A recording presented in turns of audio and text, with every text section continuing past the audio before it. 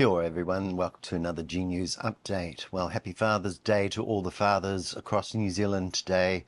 Hopefully it's been a good one, and the family has recognised your role as a dad, and you're feeling good today.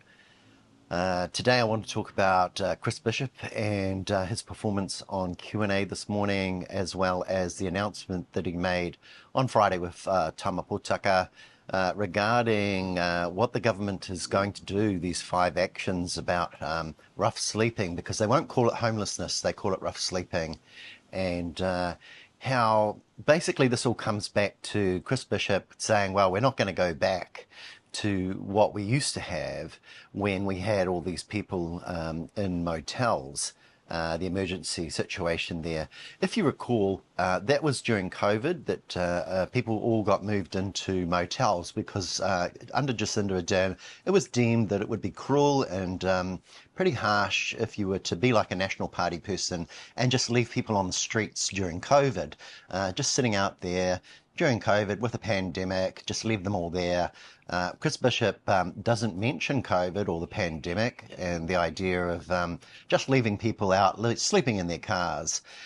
So the government came in under Jacinda Ardern, and people moved into motels because it was considered to be more humane and decent for New Zealanders to put people in a place with a warm, dry roof, even if it was a motel, than just leave them on the street like, say, the National Party had done. And what Chris Bishop doesn't mention when he says we're not going back to a situation that was actually a pandemic situation was the idea that actually there were all these people living in their cars under National Party conditions when John Key denied that there was a homeless a housing crisis and there were any homeless people, and Paula Bennett was running around while people on the rise were actually looking after all the people that didn't have a home.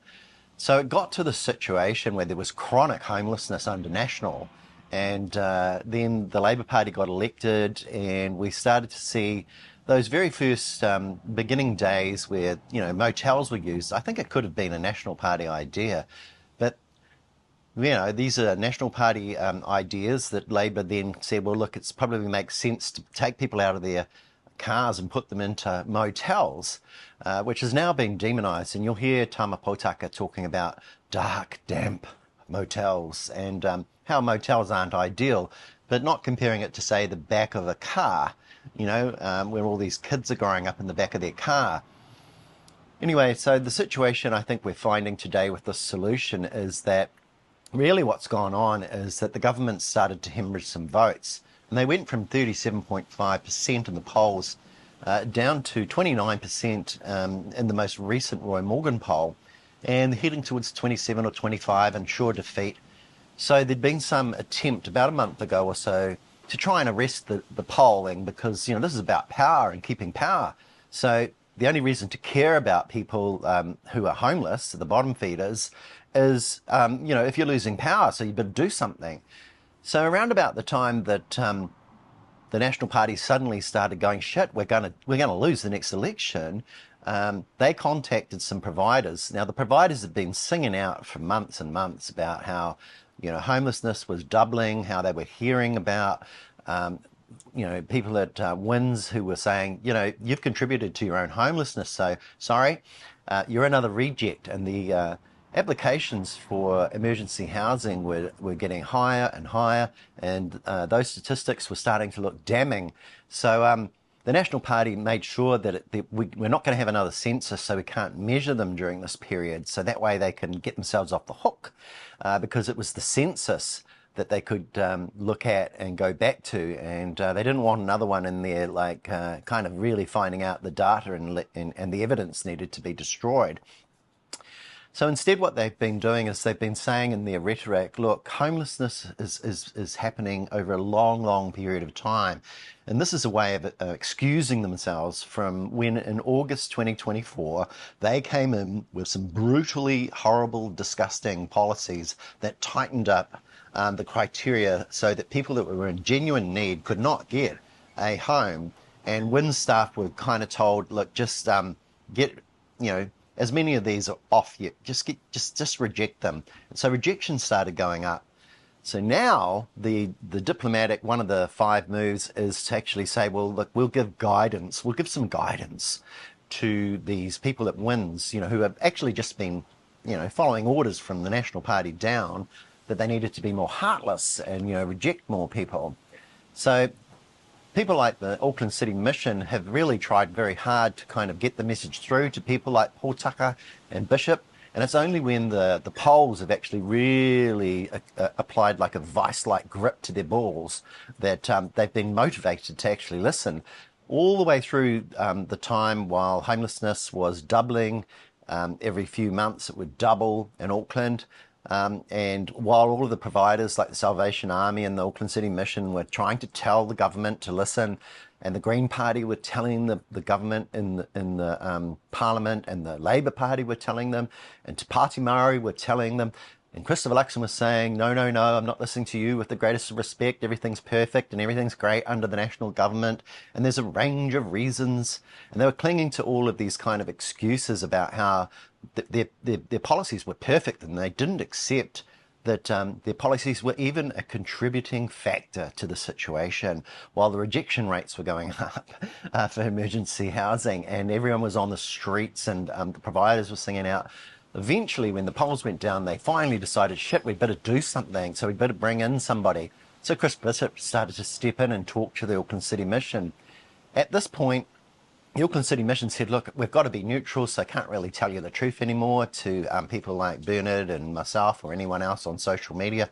So we're going to have to go and talk to Chris Bishop, kind of, confidentially, if you like, and just try and get the outcome. So here's the outcome. It really says that the government got it wrong. The government were cruel and unnecessarily spiteful. They didn't accept any responsibility. They think they're perfect. Tama Potaka is proud. Way too proud to admit that any mistakes have been made here. He's still saying, like it's a range of reasons, it's a whole bunch of time. But the data shows that things have been doubling since the August tightening of those specific emergency housing policies that his government brought in. And he's not going to admit it, and he's not going to be real, and he's not going to be truthful. And we can all see that. And that's why, I don't think that they can recover any points or any credibility from the current narratives, that may make a small difference. So this guidance that's going to now be given at Wins, that's all about saying, well, just ignore our policies and let these people who are in genuine need actually have an emergency house. Or if there's a space or, some vacant beds over in transitional housing, for God's sake, put these people in there. Let's try and do something, because we're losing votes, and we can't lose votes because we've got to stay in power. And where would, the rich be if we weren't in power? How would we maintain wealth inequality and injustice? And how can we strip the treaty back down so that our rich friends can continue investing and sucking up money from the middle classes, getting richer and richer, while the poor get the picture, and New Zealand goes to hell in a handbasket? So we need to stay in power so that actually happens, while we tell some rosy story. So that's basically what I think has been happening, and I think we're hearing from Chris Bishop the story about how we're not going to go back. But he never mentions the pandemic, was really what was happening, how it was very compassionate and humane to put people under a dry roof instead of leaving them in their cars, denying things, snuffing out the way that we measure things so that you can never be held responsible, and making up cool stories about how you're perfect and it's not a contributing factor anything we do, no matter how cruel, no matter how much the evidence stacks up. There's always a range of reasons. It's always spread over time, and we take no accountability. So New Zealanders see through that, because we're not all stupid, and we go, look, you guys are pulling the wool, and you're still pulling the wool. This is like a former tobacco salesman that sells cancer, pretending that he cares about the lives and well-being of New Zealanders. So that's the first topic I wanted to mention, and sorry if it sounded like a bit of a rant, but it is kind of serious stuff when it's, it's life and limb, and, as a citizen, I think it's kind of our duty to care or say something, maybe not just be silent and, just let all this happen. So this is why I make these kind of videos, I guess. Another topic that came up was Sir Geoffrey Palmer. He had a chat with Mr. Tame this morning, Jack Tame, and that was all about the fragility of democracy and how basically, the threats to democracy are sort of in the lack of substance anymore. How we're performing, I think, to win votes, how populism and authoritarianism is only a doorstep away. You've got Winston Peters coming out this afternoon with some most likely fairly xenophobic kind of red meat about immigration, so that all those people that are very, very prejudiced and resentful have someone to blame, and they can get their teeth stuck into something and let the hatred flow that polarizes New Zealand society and pushes us into a situation where we just can't find common ground anymore, and that Winston is the champion that sits in the middle and gets re-voted in again. And we get this guy Nash that basically got caught red-handed, breaking the rules, mainly because he was too thick to actually understand that he shouldn't be talking to donors about policy. And then turning around and saying, well, the guy that dobbed me in for having some integrity and being right and obeying the rules, he should have broken the rules, betrayed his integrity, and just stuck with me because I thought he had my back. And loyalty amongst thieves and crooks and people that don't tell the truth was more important to Mr. Nash than the rules themselves. That so that, he didn't care about the law, did he? So this is a bit of a lawless one, and now we're all supposed to swallow that. Anyway, the people that belong and support New Zealand First, they applaud this. They love this. They love this law breaking, this lawlessness. The betrayal. They don't believe people should be held to account, when they do wrong. They believe they should be scot-free, and they stand and applaud. So that's the kind of stuff we're seeing, and it's quite polarizing, particularly if you're interested in kind of keeping society together, keeping democracy, holding everything together. And I think this is where Geoffrey Palmer is worried that the populists, that live amongst us, that kind of the next step between, just populism, nationalism, and fascism. And he talks about Nazi Germany, he talks about the rise of Mussolini, he talks about what happened in Europe in the Second World War, and, that we're not there yet, but we're heading that way. And he's kind of like concerned about a lot of things we're seeing in our democracy. So some of those things included things like the use of urgency, the overuse of urgency to pass far too many laws. He said we're trying to do too much. He said that using urgency means that there's not enough scrutiny. He says that we are not informed enough, so that New Zealanders actually need to go back to square one and start learning civics, because if you don't understand civics and you don't understand the wider context, then you can fall, you can fall prey to these populists that are going to sound good, but you're not going to understand the wider context about how society should work. Now, for some time now, Sir Geoffrey's been talking about the use of some, groups within society that kind of get together and debate, a little bit like little select committees. This is from ancient Greece, where, you get these little groups of us who start to discuss issues and seek common ground together. And although we may not agree, we thrash out our differences, and we hold together some kind of cohesiveness in society, and we maintain democracy, and we don't fall into these autocracies or these strong leader dictatorship type situations that so many other countries fall into. So I thought what Sir Geoffrey had to say made a lot of sense. He's written a book, and I think we do need to have a look at standing orders. We do need to look at the way in New Zealand, he was saying that you might think we have too many MPs and that we need a smaller government. That's if you're an ACT Party member. But compared to many other countries, the actual number of citizens per MP is a lot lower in many other countries. In New Zealand, it's around 43,000 citizens to one MP.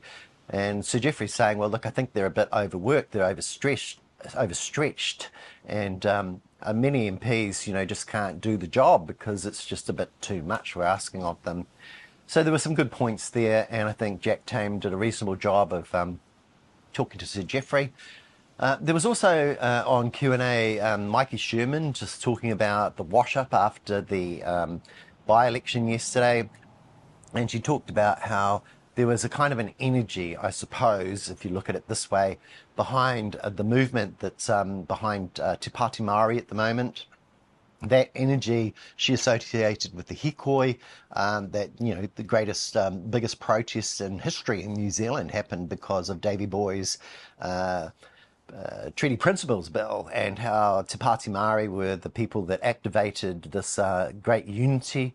And she was saying, you know, things about Ōrini and how, you know, she was quite authentic and came through with, you know, her schooling and everything was all total immersion, and therefore there's something that appeals in the energy. And I think she also had real estate in the minds of people, having been well known and been a presenter on television.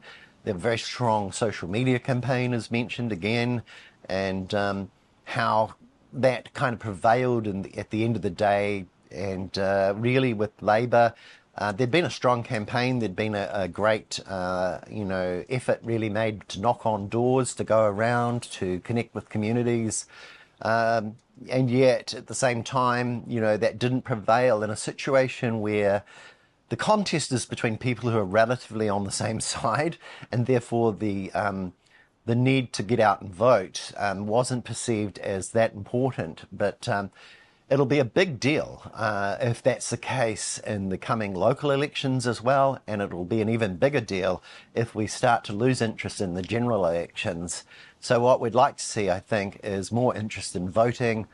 And one of the things that was mentioned by Sir Geoffrey when he was talking on Q&A was actually Australia has compulsory voting, and they get about 10% more people show up and actually voting in their elections as a result. You can even do a protest vote if you want, but it's compulsory. So that may be something worth looking at in New Zealand. He didn't agree with what the National Party are trying to do when they're disenfranchising possibly about 10% of the population that vote late, that won't show up at the general election now. And this, as everybody knows, is kind of gerrymandering, and Paul Goldsmith and Christopher Luxon and Nicola Willis and Chris Bishop and Simeon Brown all conspiring with Davy Boy and Winston to gerrymander the system so that the right-wing parties can maintain power as long as they disenfranchise people that vote later, which tend to be people voting on the left spectrum of politics. So it's very, very unfair. And that's the kind of crap that we're putting up with in New Zealand at the moment. We're seeing from this government as it goes down, down, down in the polls. So nobody likes the current leadership. Nobody has any faith in it. And they've got so many good reasons now. You know, they've put up with so much crap. The prices of everything are going through the roof. There's no good signs in the economy, no matter how focused this shell of a prime minister is. It's just all bad news. So I don't want to dwell on that, but that's the case, isn't it? We talk about it, we've talked about it, and we've talked about it. Weeks and months have gone by, and we're talking about all the things they've done wrong, whether it's pay equity theft, stealing from 180,000 people, whether it's just punching down on the people who are on benefits, whether it's taking those teachers for a ride, whether it's taking the nurses and doctors for a ride. It's Treasury saying there's no more money for you if we are very neoliberal and quite austere, and we cling to these old Ruth Richardson points on a spreadsheet and ratios, and we're inflexible, and therefore we can damage your real lives, we can damage your real health service, we can damage everything about the society based on this neoliberal order, this kind of straitjacket that they've got you in financially. Anyway, on that topic, on Q&A this morning, we also saw Arthur Grimes, a former Reserve Bank governor, come in and talk to Jack Tame. And he had some very, very neoliberal right-wing views, and he was very concrete and strong in his opinions about the Reserve Bank. And what basically all he said was that, look, they've got a short-term problem when it comes to trust, but it'll go away. He reckoned that they had erred on the side of privacy being too important. This is Neil Quigley making privacy number one over the conditions concerning Adrian Orr's departure. But he also went on to say that he didn't believe in things like a dual mandate or even the multiple mandates for central banks. And that was funny because contextually, a lot of countries around the world have more than one mandate. And Arthur Grimes wasn't interested in talking about that context. He didn't mention any other countries like the United States, for example, who have a dual mandate, which looks at more than just monetary policy, but also looks at maximum employment. And, you look at these countries and they've got price stability. Some of them have got financial stability. Some of them have got efficiency as other mandates and considerations. And it's not unusual that central banks will have more than one, which is just inflation, and monetary policy aimed at inflation, price stability. So I thought Arthur Grimes let himself down quite badly in this way. I don't think he talked fully about the context around the world. I think it played very neatly into National Party narratives about inflation in the past.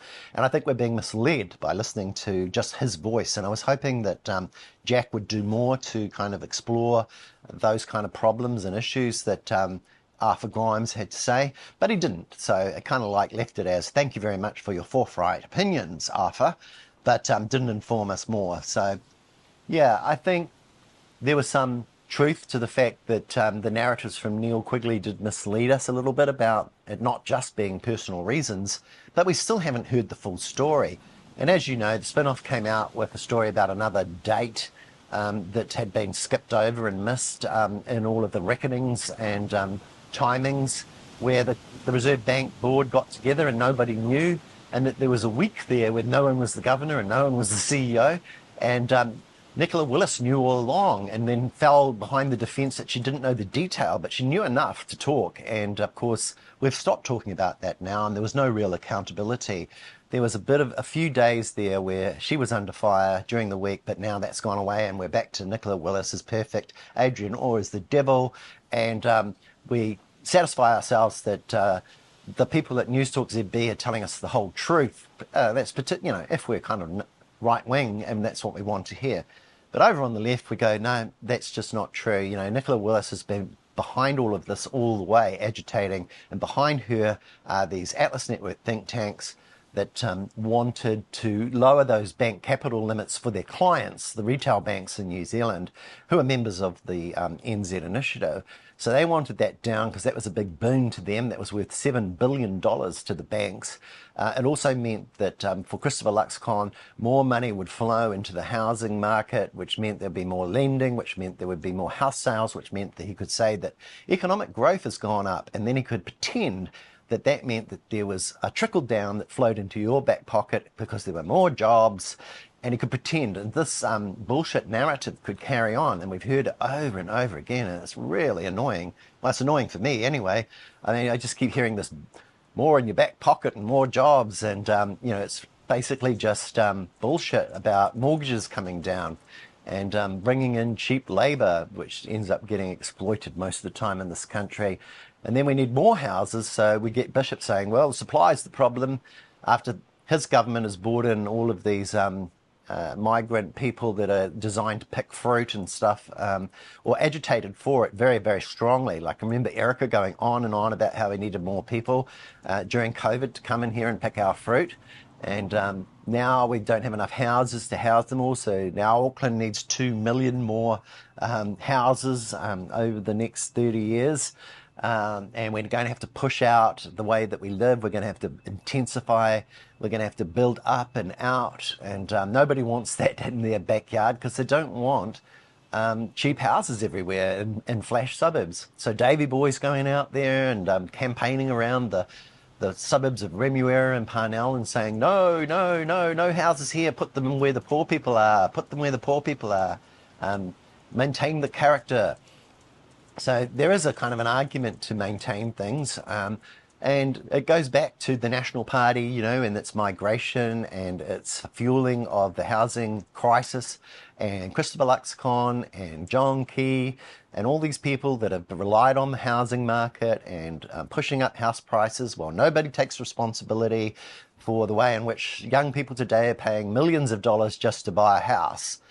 So I mentioned this morning, Gary Stevenson's come to Australia from the UK, where he's now arguing it's costing about $2 million for a young person to buy a house. And we're concentrating wealth in the hands of fewer and fewer people who have so much money that they can't spend it. So what do? Well, they buy more assets. They go around and they invest long term in assets. They buy up shops, they buy up houses, they buy up businesses, and they're buying it all up. And as they do, they're sucking more and more money out of it, and there's less and less in the middle. And the middle classes are getting poorer and poorer, and the poor are getting larger and larger. And the small concentration of billionaires is growing richer and richer. And wealth inequality is the biggest problem in the Western world. And what is Christopher Luxon doing about it? Well, he's going to grow the economy, but he's not going to do anything about a wealth tax. He's not going to do anything about a capital gains tax. He's going to make you work longer when you're older. He's going to raise the age of super so that when you're aching and you can't do it anymore, you have to keep doing it. The price of GPs is going up. The more we privatize public health, the less accessible it is, the less people are going along to see a doctor. The way in which they're running this down means more and more preventable deaths in New Zealand. So the poor are getting their standard of living lowered.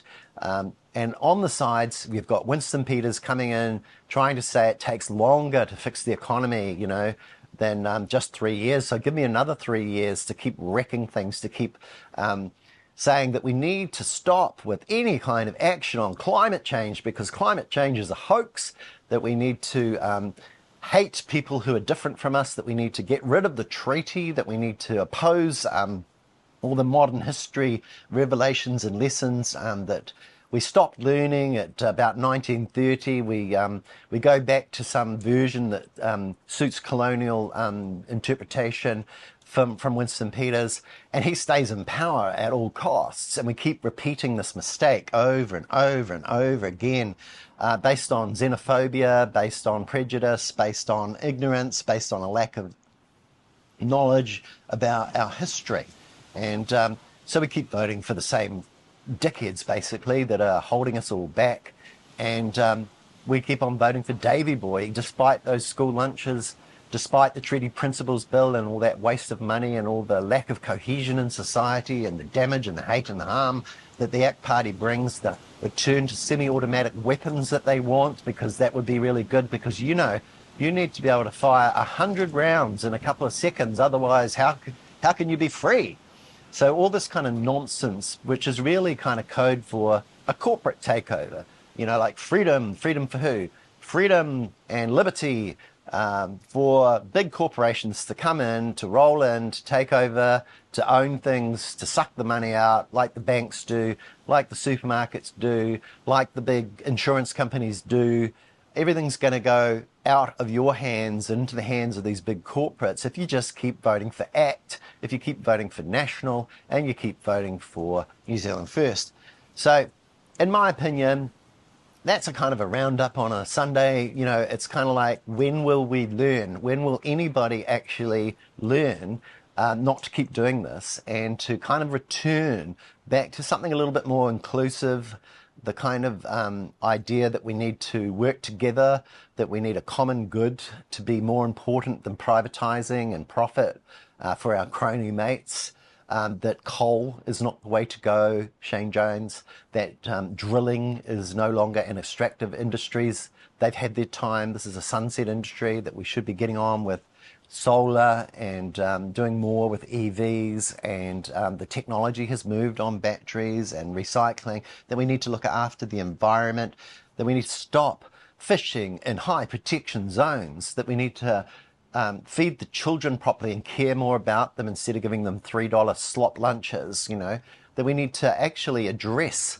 the problems in our health system and have safe staffing levels in our hospitals, that we need to worry about our homeless people more and take care of them. And it shouldn't just take, a fall in votes before we finally get round to doing something about that while being proud, like Tamapotaka. We need to actually care much sooner. We need to have that as our primary, care inside our hearts, instead of it being, oh, look, shit, I will lose power soon, I better do something and react, like we see with Chris Bishop. We need to absolutely get rid of this Simeon Brown character, who is terrorizing our health system, and has raised speed limits. We've got all these ridiculous referendums on Maori wards going on. What a complete waste of money. We've got a complete shambles going on when it comes to water. We could have actually paid a lot less for water if we could have only agreed and reached some common ground and had some better debates. But for whatever reason in our media, we just prevented from having this. It's media thrive on the conflict and the clicks and the blaming of social media for all of our ills. But here on social media, I'm sitting here talking with you again.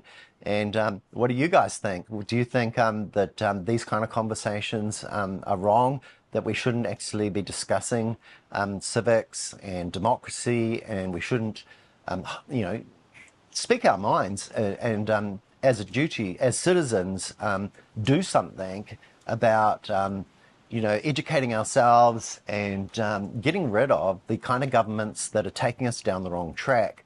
So I think it's a good idea. I think it's quite noble to actually talk to you all the time. I love hearing your feedback. I like the fact that on Father's Day today, we're having a kind of a conversation about this kind of thing, because I think it matters to all the fathers and all the families that, New Zealand and our democracy does matter. What happens in these elections and the way in which nobody turns out for some of them should bother us. We've got to care about this populist nationalism. We've got to care about these small parties that are wagging the dog and taking us down the wrong path. So that's all I have to say today. Happy Father's Day, everybody. I hope you have a good one and manage to celebrate it somehow in your family. See you all again soon.